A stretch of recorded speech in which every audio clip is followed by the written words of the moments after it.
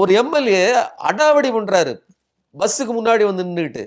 பஸ்ஸுக்குள்ள உங்களுடைய கட்சிக்காரர்கள்னு சொல்லிக்கிட்டு, பெண்கள் நெறைய இருக்க இடத்துல ஒரு தற்குறி தொங்குறான், ஆடுறான். அசிங்கமா நடந்துக்கிடுறான். ரொம்ப ஆபாசமா நடந்துக்கிடுறான். நீங்க பெண்களுக்கு பாதுகாப்பு இல்லன்னு சொல்றீங்க. அது அதை செய்கிறவர்களே உங்க கட்சிக்காரங்களா இருக்காங்க. வேற எங்கேயோ ஒரு குற்றவாளி செஞ்சா அத அரசு கைது செஞ்சது. அது போன அரசு. இப்போ குற்றத்தை இழைக்கிறவர்களே நீங்களா இருக்கீங்க. பேசுகிறவர்கள், விமர்சிக்கிறவர்களை எல்லாம் தூக்கி போடுவேன். இந்த மாதிரி அட்ராசிட்டி செய்கிறவர்கள், அட்டகாசம் செய்கிறவர்கள் எல்லாம் வெளியில வச்சு பாதுகாப்பேங்கிறத தான் நீங்க சொல்றீங்க. மக்கள் பார்த்துக்கிட்டு இருக்காங்க. எத்தனை பேரை தூக்கி உள்ள போட்டுற முடியும்? சிறைச்சாலைகள் எத்தனை பேர் இருக்கிறாங்க? எவ்வளவு வேலைக்கு ஆள் இருக்கு? சிறை நிரப்பும் சிறையெல்லாம் நாங்க பார்த்தது திமுக பார்த்தது இல்லையா?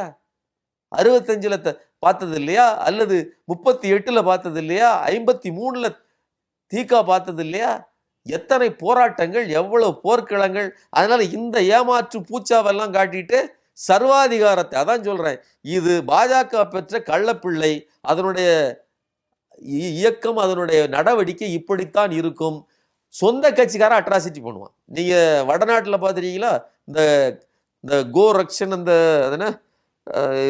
பசு பாதுகாப்பு அமைப்புகள் இருக்குல்ல, மாட்டுக்கறி வச்சிருக்கேன்னு வெட்டுவான், அடிப்பான், குத்துவான். அவனுக்கு கேஸ் ஃபைலே ஆகாது. ஆனால் நீங்கள் சாதாரணமாக ஏதாவது ஒரு விஷயத்தை நீங்கள் வந்து எதிர்த்து கேள்வி கேட்டீங்க அல்லது ஏதாவது ட்விட்டு பண்ணிட்டீங்க அப்படின்னு சொன்னால் உங்கள் அக்கௌண்ட்டை முடக்கிடுவாங்க, உங்கள் மேலே நடவடிக்கை எடுப்பாங்க. இது பாஜக மாடல். இன்னும் தேவைப்பட்டது அப்படின்னா புல்டோசரை கொண்டாந்து வீட்டை நிறைவேறுவாங்க. அதை செய்வாரா என்னன்னு தெரில, கர்த்தருக்கு தான் தெரியும்.